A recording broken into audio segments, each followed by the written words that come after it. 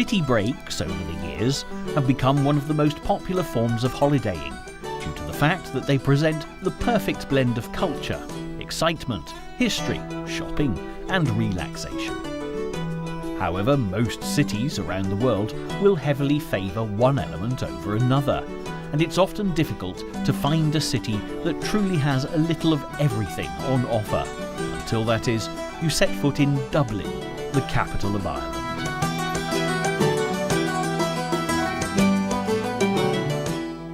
This remarkable, compact city has everything the intrepid urban explorer could possibly desire, and probably a great deal more besides. At first glance today, Dublin is a lively, cosmopolitan city, with a welcoming atmosphere and wonderful hospitality. But this wasn't always the case, and down through the ages, bitter battles and bloody wars have been fought on Dublin streets, and you don't have to look too far to find evidence of the carnage.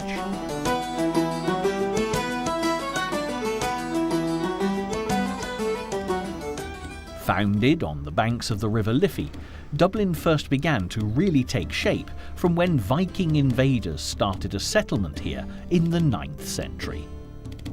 As time moved on, further invasions, most notably by Ireland's near neighbours on mainland Britain, signalled further conflict, eventually resulting in the Anglo-Norman seizing control of Dublin.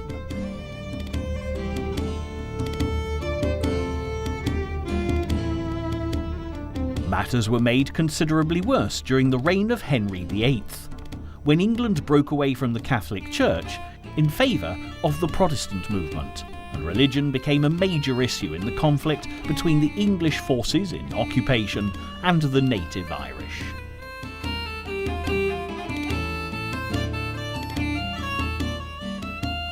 The battle for Irish independence continued well into the 20th century, with Dublin always at the heart of any dispute. But far from lying in ruins, the city has grown strong from its trials and tribulations, rising phoenix-like from the ashes on so many occasions. Consequently, deciding where to start any tour of Dublin can be a difficult choice. But as the story of this great city will unfold as we travel around, there's probably no better place to begin than at the National Museum.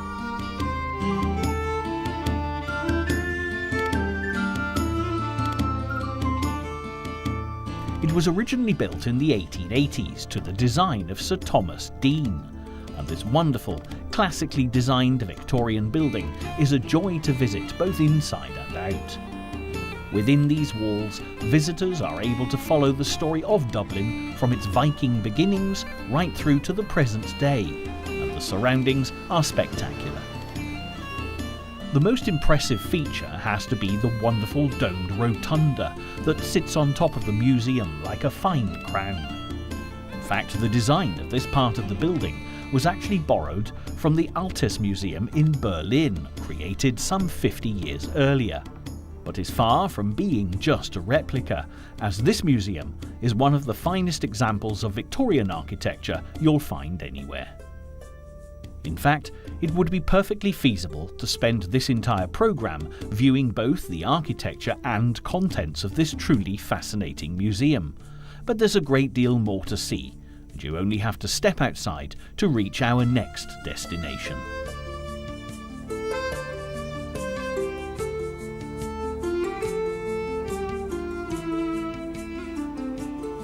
One glance at Ireland's National Library will tell you that it's also the work of Sir Thomas Deane, looking very similar to the National Museum, and you could quite easily get them confused with their matching pillared fronts and a wonderful domed rotunda. Of course, as soon as you step inside this building, with its thousands of books and scriptures, you'll know immediately that you're in a library rather than a museum. Nevertheless, despite its proximity to the National Museum, the National Library is often missed by many tourists, which is a great pity. After all, Dublin has such a strong connection with legendary authors such as Oscar Wilde, James Joyce, Yeats, and Bram Stoker, which in itself makes this a fascinating place to visit. All of these authors have been linked with the National Library over the years, so spending time here is a great way to follow in their footsteps. Visitors' passes are available for the Great Reading Room, where a copy of every book to be published in Ireland can be found, along with old maps and significant manuscripts. And just like the museum, you could spend many a happy hour here uncovering the past. But it's time to continue our journey of discovery and take a few steps south to find the building that flanks both the museum and the library. This imposing Georgian structure is Leinster House, and although originally built as a great town mansion for the Duke of Leinster since 1922, it has had a far more important role to play in Dublin's story. This mansion is where the two chambers of the Irish Parliament sit. Interestingly, just as Leinster House has two chambers of Parliament, the building also has two very different facades. The main entrance that you'll see from Kildare Street was built to look like a town mansion, and with its grand windows and classic Georgian design, it's picture perfect, providing a wonderful setting for the Houses of Parliament. However, if you take a wander around to the rear of the building, looking out onto Merrion Square, this entrance, although equally elegant, was built to emulate a great stately home. Without the tall pillars, this entrance really does look like it should be situated on some huge country estate, and the gardens are absolutely lovely, with many species of trees, making this one of the loveliest government buildings anywhere in the world.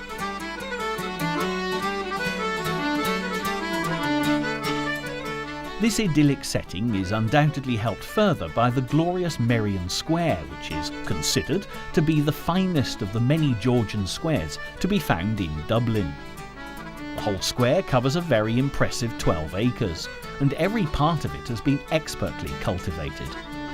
It really is one of the most beautiful spots in Dublin, just to sit a while and unwind, which is exactly what one of Merrion Square's most famous residents is doing here now. Reclining on a rock and looking thoroughly decadent is the great literary genius Oscar Wilde, who actually lived in this square as a child from 1855 to 76. Indeed, over the years, many of Dublin's greats have resided in this beautiful square, including the poet W.B. Yeats at number 82 and the Irish freedom fighter Daniel O'Connell at 58 Merrion Square. However, this wasn't always such an affluent place to live, and as well as housing Dublin's rich and famous, it also has a strong link with the city and the Irish nation's more turbulent past.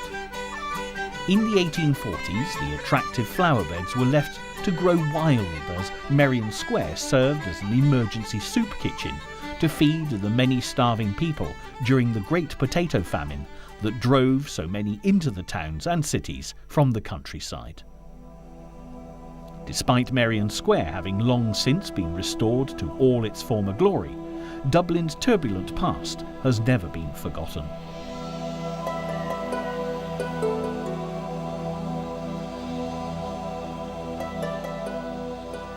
Native Dubliners are a proud people who've had to come to terms with the hardship and injustice that history has dealt them. And one of the most prominent sites in the city that typifies what the people of Ireland endured on their path to freedom is the General Post Office. Originally built in 1818 on what is now called O'Connell Street, this building, with its Greek-style facade and impressive columns, looks like any other fine city building. But take a closer look at the fabric of the stonework, and you'll quickly discover that there's more to the history of this post office than simply the collection and distribution of the mail. The elegant pillars are riddled with dents and holes, which in any other city could be attributed to wear and tear. But in Dublin, the scars of history have been left on many buildings. During the Irish Uprising of 1916, when Irish protesters tried to proclaim independence once again for their nation, the post office was seized as the freedom fighters barricaded themselves inside. British Army of Occupation retaliated, bombarding the building with gunfire, the cause of the damage to the pillars that you can still see to this day. But it was some days before the rebels gave up the post office and surrendered. The Easter Rising was unsuccessful and cost many their lives, with over 300 citizens killed by the British, while 14 of the Irish leaders were swiftly executed. Nevertheless, history has viewed this as a turning point in the Irish struggle for independence, and the bullet holes that can still be seen in the pillars of the General Post Office remain as a testament to the bravery of those who paid the highest price for their cause.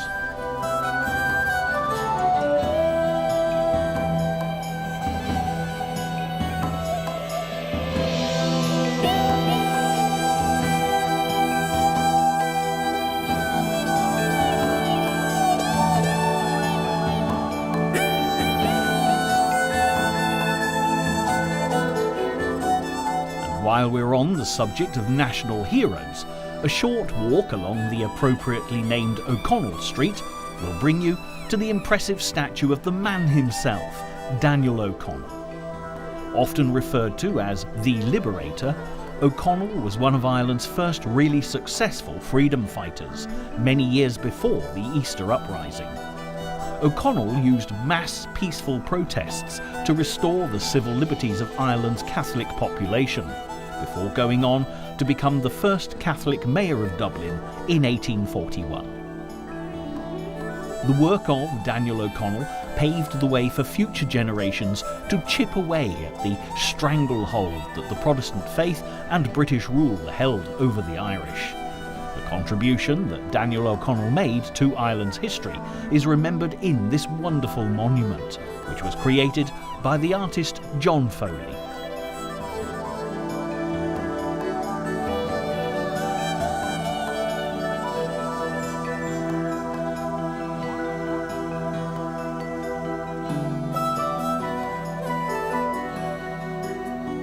As O'Connell stands tall on top of his monument, overlooking the street that bears his name, people rush about their business in the fall of his shadow.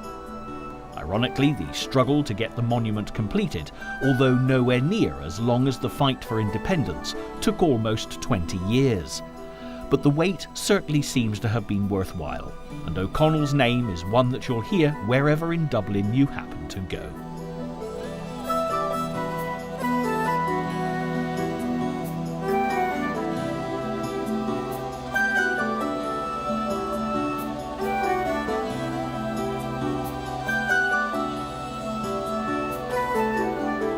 A perfect example is this wonderful stone bridge that effortlessly spans the River Liffey, also named in O'Connell's honour, although it definitely predates him, having been opened in 1794. This bridge may not be the most picturesque in Dublin, but it nevertheless proves just how respected O'Connell was.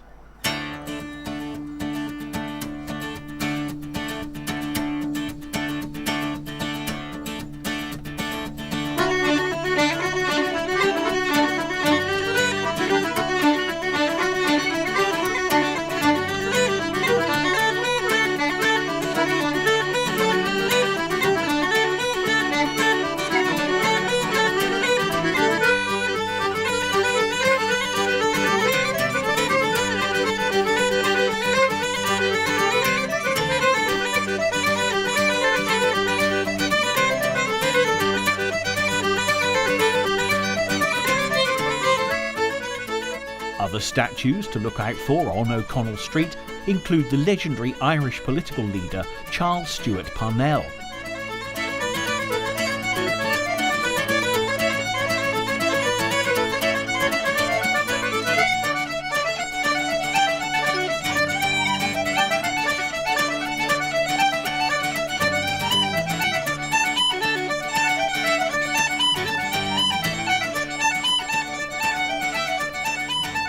Just into Earl Street North, you'll find the writer James Joyce.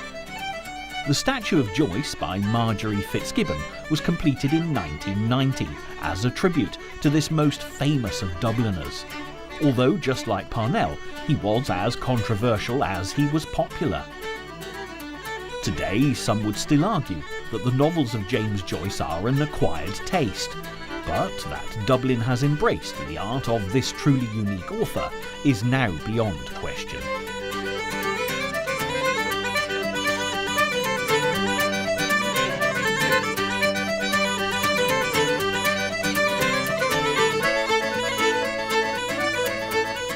And while we're on the subject of controversy, the Monument of Light outside the General Post Office certainly aroused negative public opinion when it was erected in 2003.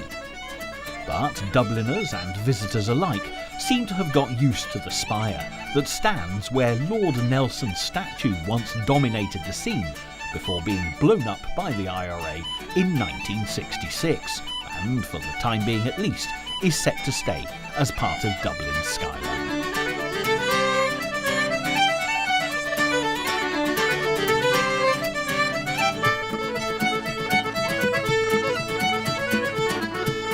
However, in this lovely corner of Dublin, you're far more likely to meet with fine Georgian architecture than modern art, and the forecourts prove the point beautifully.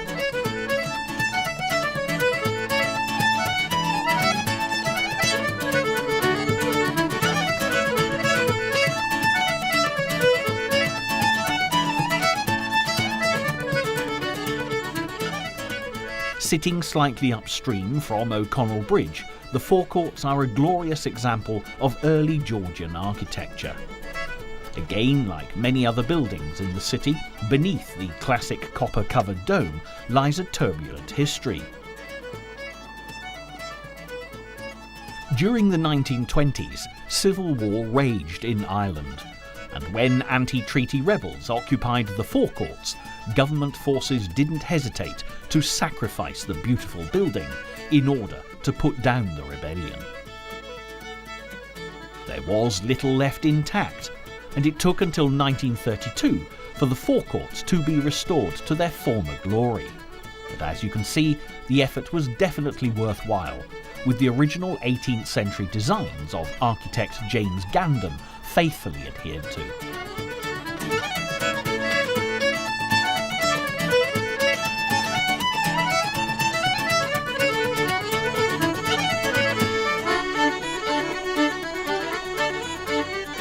Today, Ireland's modern judiciary system occupies this wonderful building, where tourists can mingle in the waiting hall amongst the solicitors and barristers busily going about their affairs. Nevertheless, there was one national treasure that couldn't be replaced. The Public Records Office, adjacent to the forecourts, was also destroyed in the Civil War, and all the documents were lost in the fire, so consequently, anyone trying to trace their Irish ancestors will have a very difficult job indeed.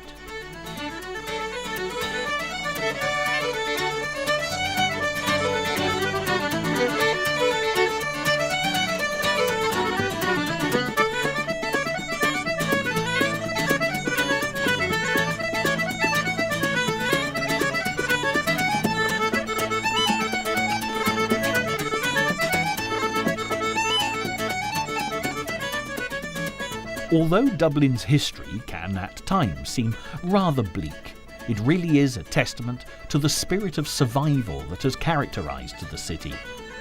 Another building that shares this remarkable heritage is Trinity College, which can be found to the south of O'Connell Bridge. Founded in 1592, Trinity College is a huge complex that was built on the site of an Augustinian monastery, was founded to address what Queen Elizabeth I of England called the barbarism of the Irish. The entrance is as grand as you would expect from such a prestigious college, and when you stand before this great seat of learning, you can't help feeling as though you're in the shadow of greatness.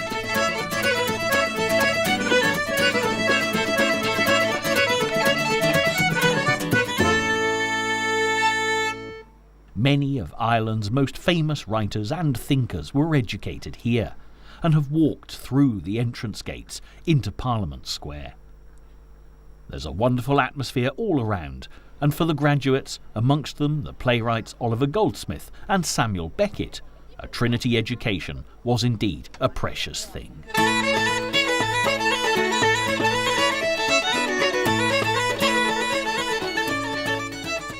Today, Trinity is still much revered, with students from all over the world coming to study at this historic college. However, it's only really been since the 1970s that Trinity College has been such a cosmopolitan university. Prior to this, for almost 400 years, the college was only accessible to Protestants. And although Trinity officially accepted Catholics from 1793 onwards, it wasn't until the 1970s that the Vatican allowed them to study here without the threat of excommunication. Standing in these beautiful grounds in the shadow of so many wonderful buildings, it's hard to believe that such segregation once existed here. In fact, when you take even a short break in Dublin, it's hard to imagine that conflict shaped so much of this now lovely city. The green expanses of Trinity College are the perfect place in which to soak up the refined atmosphere of this part of Dublin, and you only have to look across the road to see another fine example of grand architecture.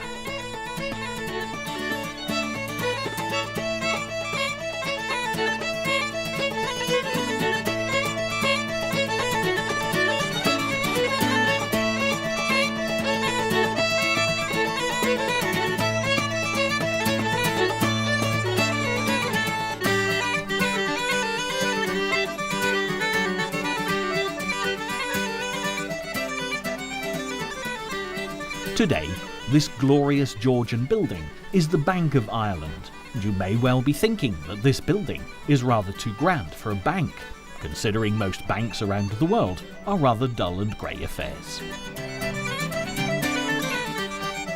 What's more, you'd be perfectly correct in your assessment, because this was actually Europe's first purpose-built Parliament House.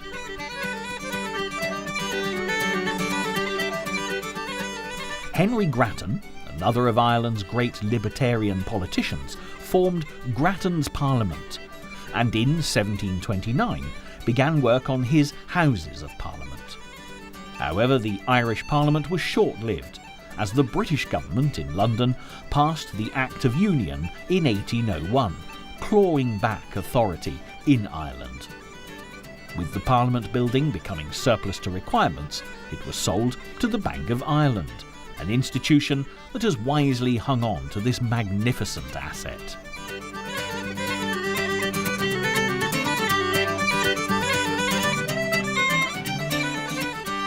Nonetheless, Grattan is remembered for his efforts, courtesy of a statue.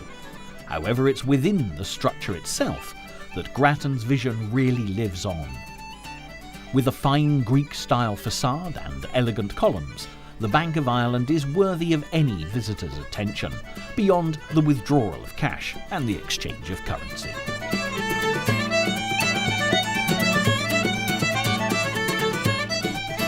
The one thing you'll quickly learn as we travel around Dublin is the fact that this is a city of contrasts. Continuing along from the hallowed entrance to Trinity College, within seconds the atmosphere completely changes as we enter the charming and thankfully pedestrianised Grafton Street.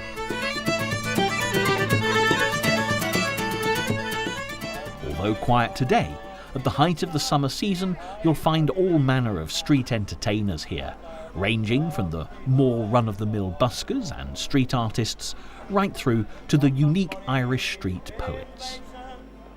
But what really draws the entertainers here is the crowds, because Grafton Street is the heart of Dublin's shopping centre.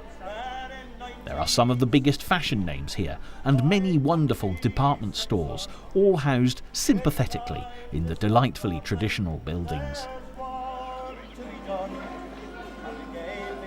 It's well worth wandering off down the side alleys that lead from Grafton Street, especially if you're looking for smaller, unique shops that are not major high street chains.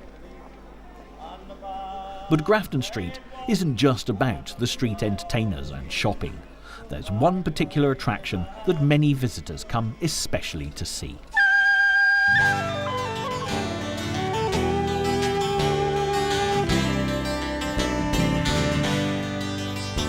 In Dublin's first city, where the girls are so pretty, I first laid my eyes on sweet Molly Malone. As she wheeled her wheelbarrow through the streets broad and narrow, crying cockles and mussels, alive, alive, oh. By now you could be forgiven for thinking that all of Dublin's history is either deeply tragic or politically motivated. But there's one character from Dublin's past who is far more frivolous, and her statue can be found on Grafton Street, where a crowd of sightseers will normally be gathered. And sure it was no wonder, for so were her mother and father before, and they both wheeled. We are, of course, talking about sweet Molly Malone, the prettiest girl of Dublin's fair city, made famous in the traditional song. Now, the unofficial anthem of Dublin, it's often sung by supporters of Ireland's national rugby team, with Molly being based, if local legend is to be believed, on a 17th century street trader who sold cockles and mussels from her wheelbarrow.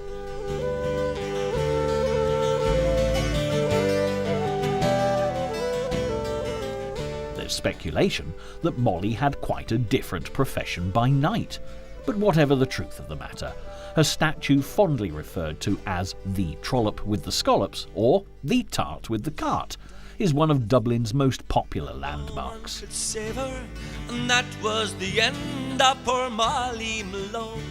Now her ghost. Now, after experiencing the delights of Grafton Street, if you suddenly find yourself in need of some light refreshment, you need look no further than Bewley's Oriental Cafe, which is something of a surprise, to say the least, in the middle of Dublin.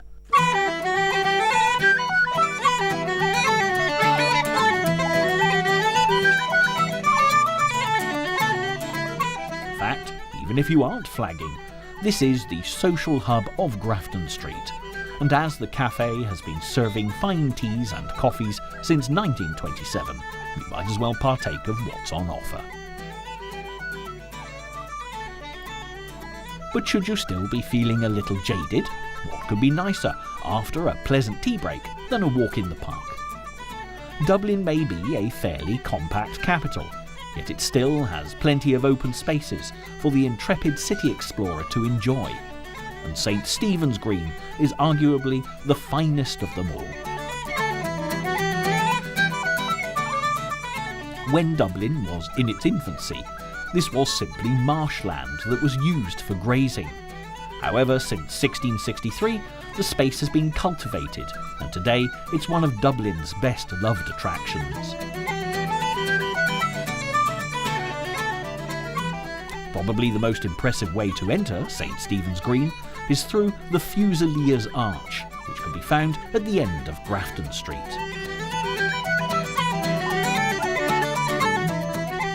Built in 1907, this beautifully understated memorial arch was erected to honour the Royal Dublin Fusiliers, who fought in the Second Boer War from 1899 to 1902. Once within the peaceful confines of St. Stephen's Green, many people head for the delightful ornamental lakes and water features, which are a favourite lunching spot for hungry students, city workers and exhausted shoppers alike. However, the varied midday crowd usually have to share their sandwiches with the many ducks and waterfowl that also congregate here, on the lookout for any falling crumbs. There's something here at St. Stephen's Green to please everyone, because this is one inner city space that really does get used by native Dubliners, as well as the many tourists that come to visit. In fact, St. Stephen's Green is a wonderful example of Dublin's ability to accommodate the requirements of 21st century life, without endangering the city's heritage and treasures of the past.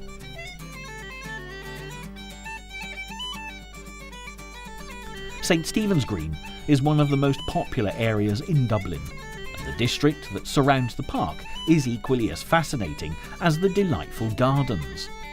Take a stroll along the streets that run around the outside of the park, and you'll discover even more about Dublin's living history.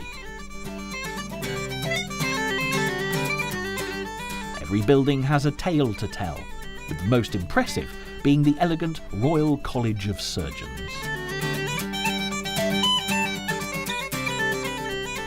Opened in 1810, students from all over the world still come to study here today. And if you look up to the top of the building, you'll immediately see that they're in very good company.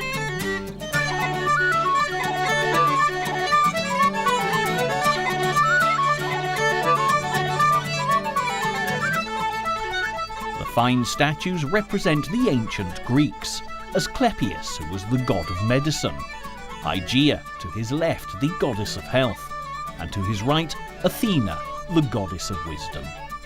However, it's very appropriate that Athena was also the Greek goddess of war, because the Royal College of Surgeons played a major role in the Easter Uprising of 1916.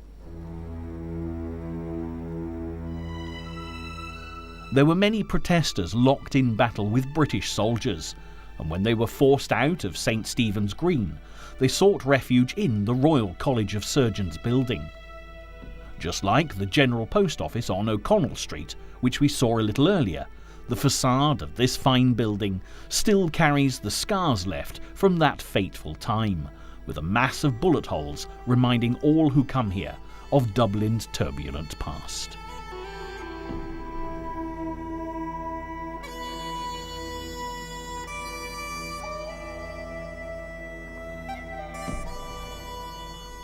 By contrast, the district around St. Stephen's Green couldn't be more peaceful for today's visitors, and perhaps not surprisingly, this area now boasts some of Dublin's favourite hotels. One of the loveliest is situated on St. Stephen's Green North, the unmistakable Shelbourne Hotel.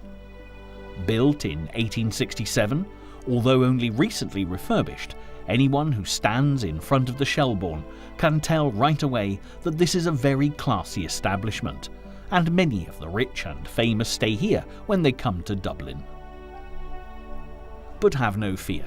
If your wallet can't quite stretch to a night stay in one of the hotel's delightful 190 rooms, then afternoon tea in the Lord Mayor's Lounge is a perfect compromise, and is almost as traditional as a pint of Guinness in a traditional Irish pub.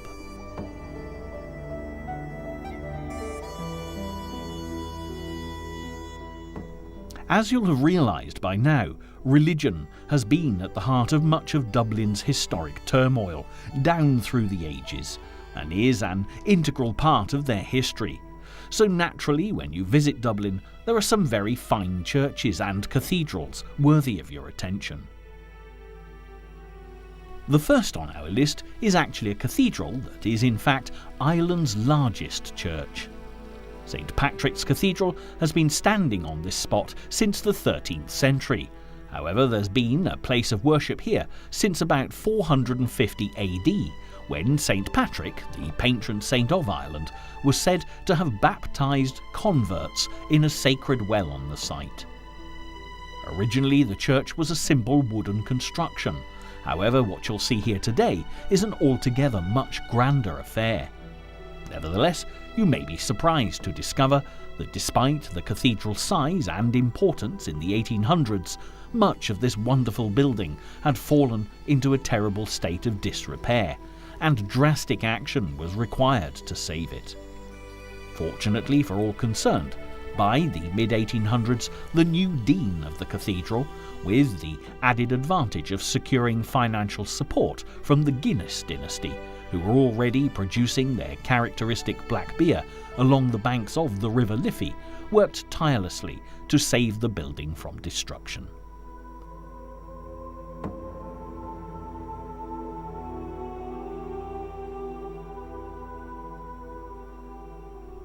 It was definitely a worthwhile exercise, as St. Patrick's is one of Dublin's most popular tourist attractions for 21st century visitors, as well as being a magnificent place of worship.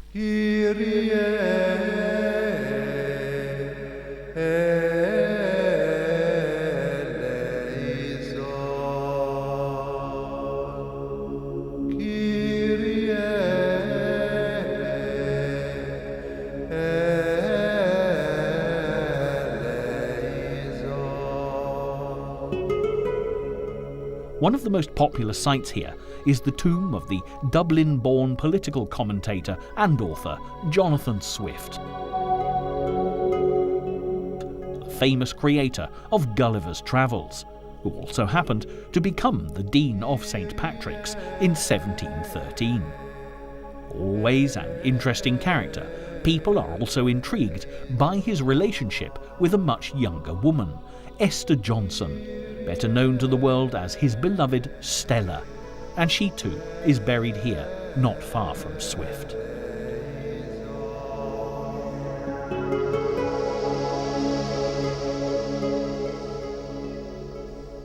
Ironically, St. Patrick's was not the only church in Dublin to fall into a shambolic state, and our next destination also needed rescuing.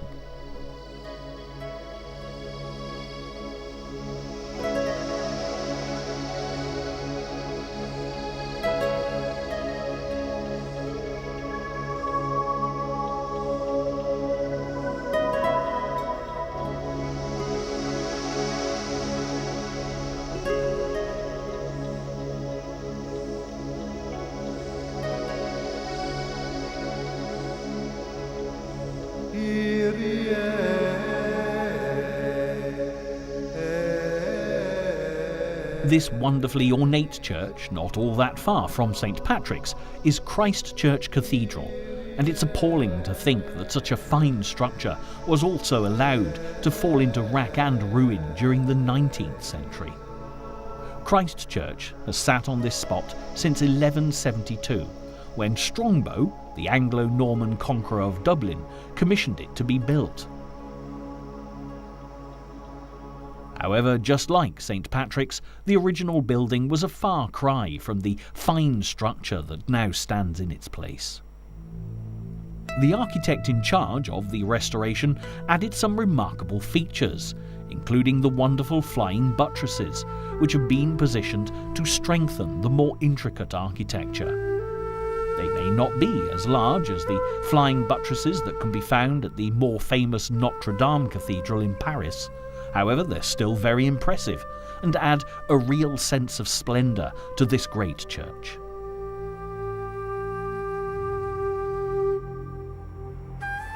Another feature to look out for that the architect George Street added is this beautiful arched bridge that joins the main building to the Synod Hall.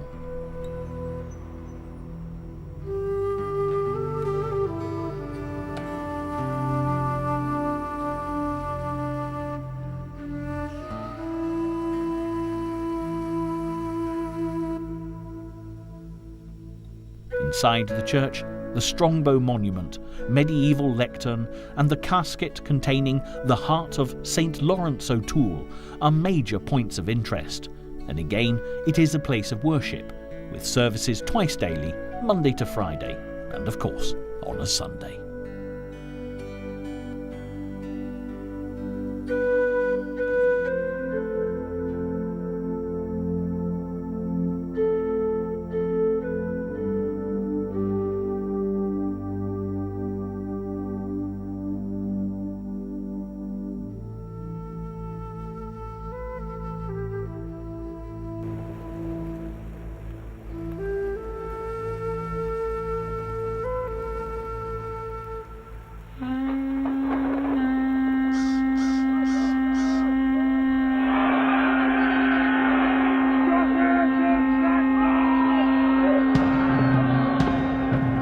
To call our next location simply another historic site would be doing it a great injustice, as the Dublinia exhibition covers in great depth the history of Dublin from the arrival of Strongbow in 1170 to the beginning of Henry VIII's rule in 1541. Fortunately, there's no arduous journey required to get here, as it's housed in the aforementioned Synod Hall, which indeed looks like a small church in its own right. And before it housed the Dublinia exhibition, it was the home of the ruling body of the Church of Ireland. For a short while between the two functions, the hall had a brief sojourn as a nightclub, but the Dublinia exhibition has proved to be well suited to its more ecclesiastical surroundings.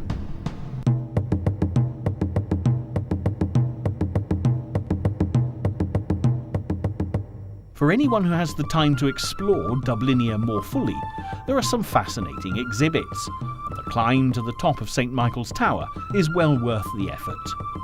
This marvellous 60-foot high edifice offers some fantastic views across Dublin, and because the building's already perched on the top of Dublin Hill, the views from here are delightful. Like so many of the world's greatest cities, Dublin has been built on a major river that gives it access to the sea via the Port of Dublin. Some of this city's most picturesque views can be found along the River Liffey, and many of Dublin's most important buildings are also situated here.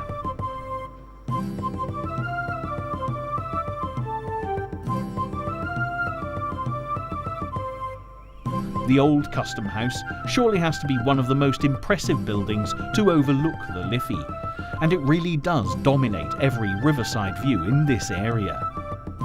The Custom House can be found just east of O'Connell Bridge on the north side of the river, where it's held pride of place since 1793. However, this certainly wasn't the best of timing, because complete with its domed tower and arched windows, this was designed to be Ireland's custom house, dealing with all the issues regarding imports and exports for the independent government of the nation. But this autonomy from Britain was short-lived, because a mere 8 years after the building's completion, the 1801 Act of Union was passed, as the government in London took control. Without a purpose, the Custom House was left to decay, and perhaps even more shockingly, it wasn't until 1991 that the building was finally restored to its former glory, and put to good use as fully functional government offices. It would have been a huge loss for Dublin if this building had been allowed to totally crumble, for as anyone can see, it really is one of the city's most magnificent buildings. Despite visitors not being allowed into the Custom House any longer, it's still well worth making the time to come and see it, although some of the best views are to be had from the opposite bank of the River Liffey. On the facade of the Custom House, be sure to look out for the 14 exquisite allegorical heads by the famous Dublin sculptor Edward Smith, which form the keynotes for each of the arches and entrances to the building. Smith ensured that each was totally unique, representing Ireland's main rivers and the Atlantic Ocean. Again, the original architect of the building was James Gandon, the man responsible for the forecourts that we saw a little earlier. And although not as large as that dome, this one is equally fascinating, topped with a fine statue representing commerce.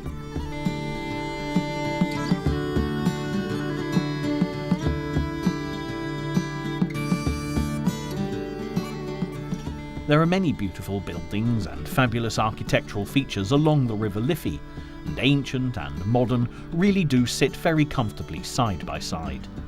The past has without doubt made the people of Dublin strong, and while walking along the Custom House Quay, you can't miss the haunting monument to the many people who lost their lives in the Great Irish Famine of 1845 to 48. My young love said to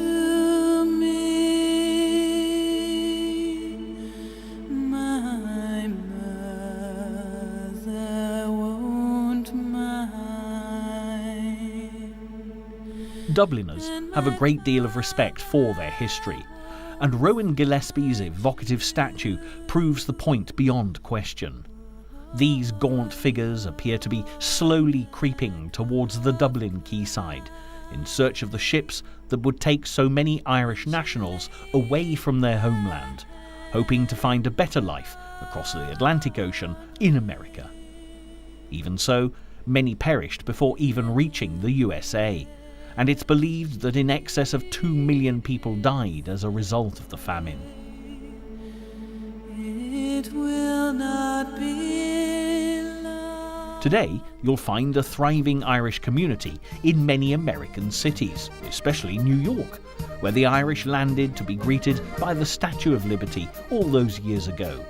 And this is one place where St. Patrick's Day is celebrated with as much passion as in the Emerald Isle itself.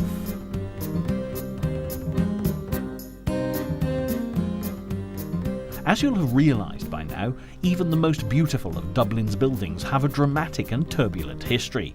And wherever you go in the world, a castle will nearly always have terrible tales to tell. And never a truer word was spoken about Dublin Castle, the symbol of tyranny and occupation by the British for some 700 years. It's perhaps fortunate that after achieving their independence, the new generation of Ireland's leaders allowed the castle to stay standing. In fact, the castle has been very well cared for indeed, and future generations are able to learn firsthand of Ireland's past. This may seem to be a rather confusing amalgamation of buildings, as the castle has been constantly refurbished and updated since the 13th century, when the first castle was built here. But apart from the record tower, little of the original structure remains. Over the years of British domination, the fortress was strengthened with extensions and towers, the most impressive including the Birmingham Tower on the far western side, and the ornate Bedford Tower that overlooks the upper yard. Eventually, after centuries of dispute, on January the 16th, 1922, the castle was formally handed over to Michael Collins, the legendary freedom fighter and president of the new Provisional Irish Government. Legend has it that the last British Lord Lieutenant of Ireland, Viscount Fitzalan, complained, "You're 7 minutes late, Mr. Collins," to which Collins replied, "We've been waiting 700 years. You can have the 7 minutes." Sadly, it was a short-lived moment of triumph for Collins, who was assassinated before the year was out, while his fellow freedom fighter, Eamon de Valera, went on to lead Ireland into the modern age. Another nearby building with a tale to tell, dating back to the conflicts of the early 20th century, is Dublin City Hall. This fine-looking architectural treasure, with its domed roof and massive pillars, was constructed between 1769 and 1779, and the sheer height of the building illustrates just how important the City Hall was. And it's here that the Royal Exchange was based. Now, despite the Irish objecting to being controlled by the British, the extremely skilled workmanship of the City Hall shows how affluent Dublin was under British rule in the 18th century. Step back in time and imagine the businessmen and merchants of the 1700s climbing the steps before completing their transactions, ensuring the city's continued prosperity. The history of City Hall isn't just about commerce though, as it too played its part in Ireland's fight for freedom, because during the Easter Uprising it afforded rebels a perfect vantage point. During the uprising, snipers climbed to the top of the dome, where they fired on the British soldiers below, until they were captured when the uprising failed.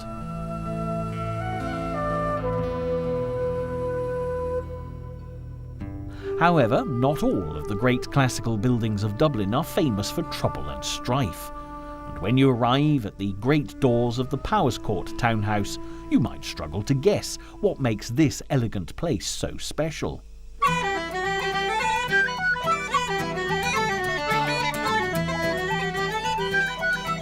Step inside, and you'll see that this great 18th century mansion has now been turned into a shopper's delight, a wonderful array of merchandise on offer, along with some delightful cafes and restaurants displaying a style quite literally all their own.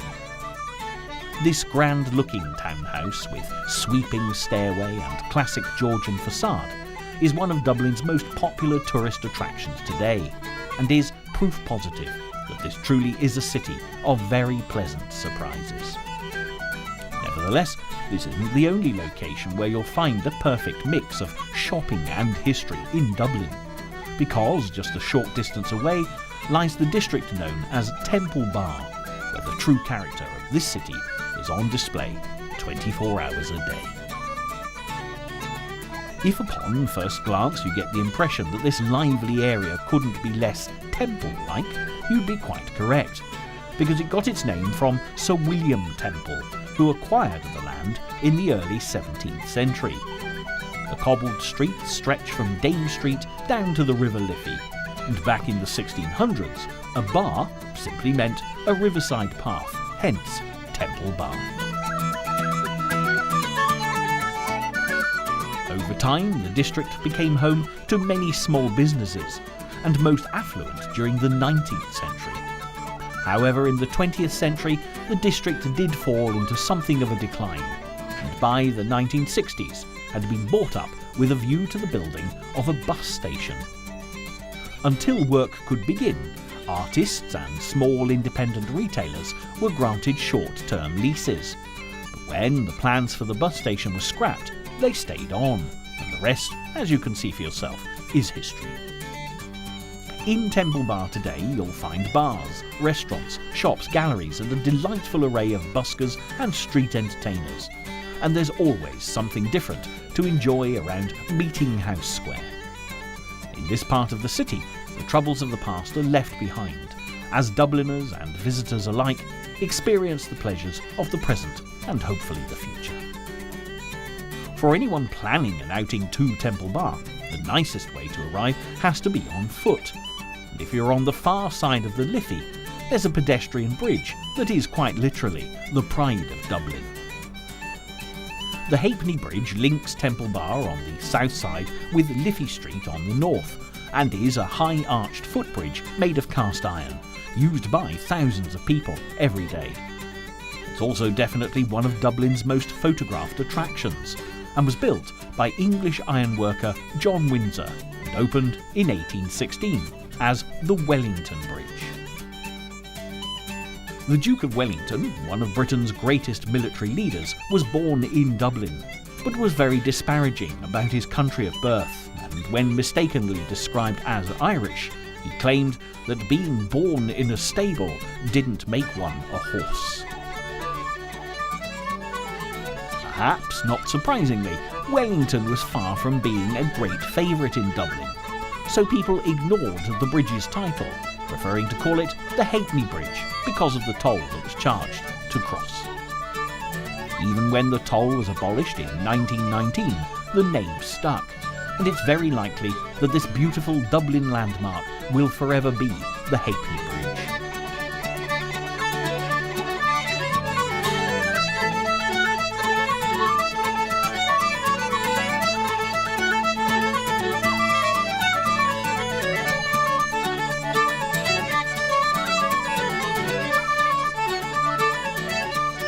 As our time exploring Dublin is drawing to a close, we'll finish almost where we began, with the Vikings. The area along the River Liffey, known as Wood Quay, just a short distance from the bright and vibrant Temple Bar, is believed to be where a Viking settlement was established as early as AD 841. Ironically, the Vikings are rarely associated with Dublin today, because over the centuries so much history has taken place on these remarkable streets, and the cultural heritage of the city has constantly evolved and changed. However, the Vikings certainly knew how to pick a great site for a settlement, and it's well worth taking the time to find out more about their influence on Dublin's early beginnings.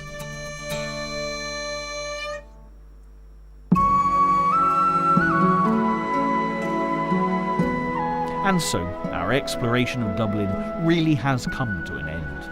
There are so many places to see in this conveniently compact city. In fact, more than time has allowed us to feature on this particular occasion. Nevertheless, there's one thing you can be absolutely certain of. One visit to Dublin will never be enough. From the wonderful pubs where you can enjoy a perfectly poured pint of Guinness, or a drop of the Irish whiskey that Dublin is so rightly famous for, to the classical elegance of the city's golden age, and the cultivated green spaces where peace is guaranteed, every visit to Dublin will reveal previously unseen treasures, and hopefully, having experienced just a taster of what this great city has to offer, rather than being the end of the programme, this will simply be the beginning of a whole new adventure.